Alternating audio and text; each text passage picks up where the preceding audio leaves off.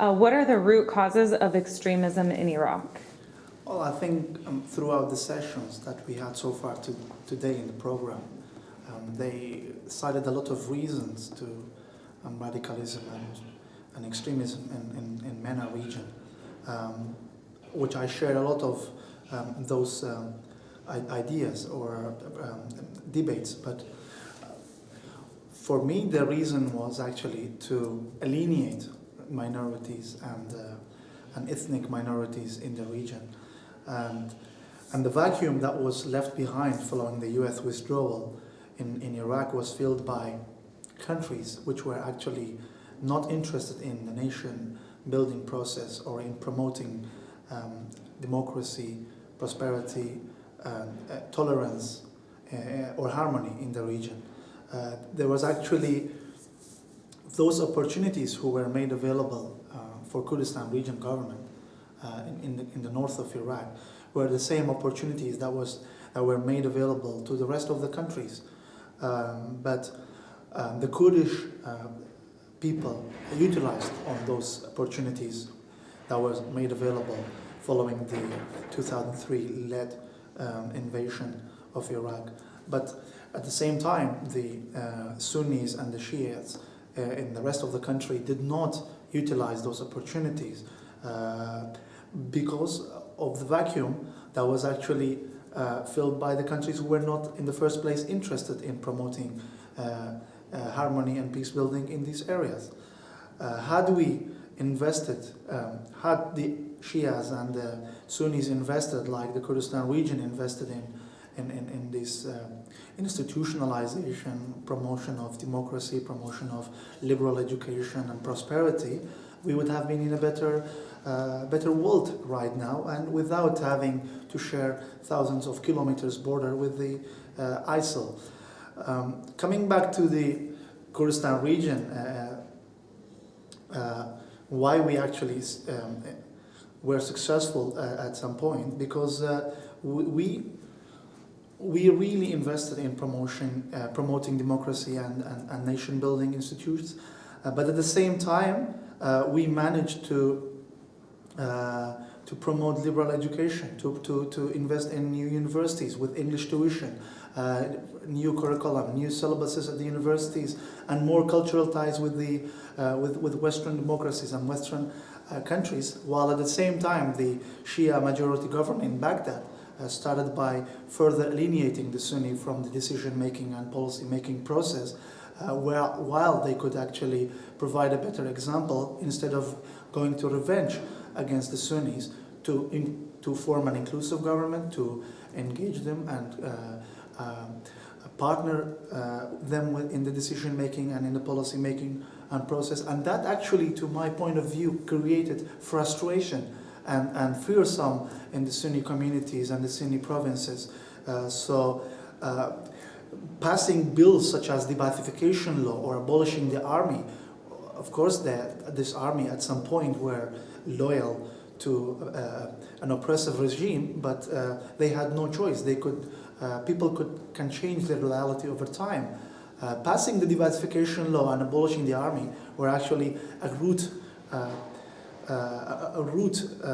for creating ideologies and extremist groups in the Sunni provinces. So the former Ba'athist members really hand-in-hand with foreign jihadis, with tribal leaders, backed by countries who were not interested in promoting democracy and nation building, have created ISIS, to my point of view.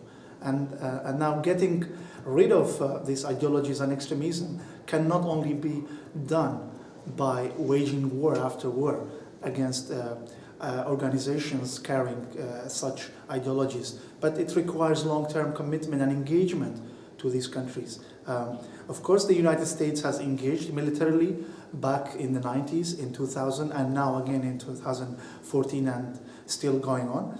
But to have a more successful outcome and a more prosperous stability in the region requires commitment from the Western democracies, including, of course, the United States, to invest and build on this security and to trickle down this exchange to trickle down these commitments to economy, education, cultural ties on every level of the society, and to promote these principles and founding principles and values that America is striving for. I believe that was one of the reasons that actually encouraged America, one of the major reasons that really made the Obama administration to act when actually ISIL terrorists were posing threats to the capital of Kurdistan Regional Government, because as I remember, President Obama said the Kurdistan Regional Government is really how do we want Iraq to function as, to follow suit the Kurdistan region with the diversity, with prosperity, with tolerance and coexistence and harmonious in the country, which unfortunately it's not the case in the rest of the region, where I think it should be. So how do you counter these extremist ideologies? I think I addressed that already without going. Is there anything else that you want to add? Well, I might add something else to, for example, the use of soft power, which is also something else, but in different terminologies. Okay.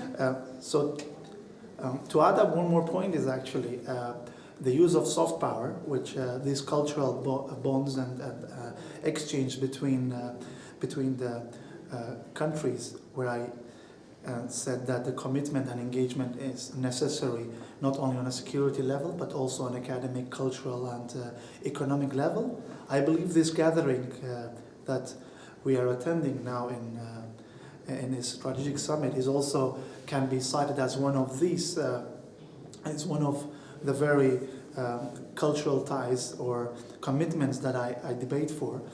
For example, the stakeholders of the region, the countries with actually conflict, coming from the conflict zones in the neighborhood, are all here to debate root causes for ideologies such as groups like Boko Haram or ISIL or Al-Qaeda, but at the same time countermeasures to uproot such ideologies on how to defeat them. So this very summit that we are attending is actually a very good starting point, a very good example of how to build partnership or how to build corporations to make sure that we are all against this terror machine of ISIL. If I go add another comment is actually, do I think what has been done against ISIL so far in Iraq or in the neighborhood? I think militarily they managed to contain ISIS, to put a limit to their advances and their onslaught. Now ISIL is not able or capable to wage war on more new territories, but their determination is to keep and protect the areas that they have occupied. But at the same time, I don't think it's you can leave it there to live and share a long border with a terrorist organization, because once they regain their strength and capacity, they will start waging war and onslaught on new territories. And for the aftermath of this onslaught, I urge for more commitment and engagement for the post-ISIL era, which we have to start from now. What has to be done to uproot these ideologies, to promote liberal education, to promote diversity, to promote peace, harmony, and coexistence in the region. And that's, of course, including the role of women, the women participation, the role of NGOs and civil society organizations and think tanks to be more involved in the policy making and decision making process. Thank you very much.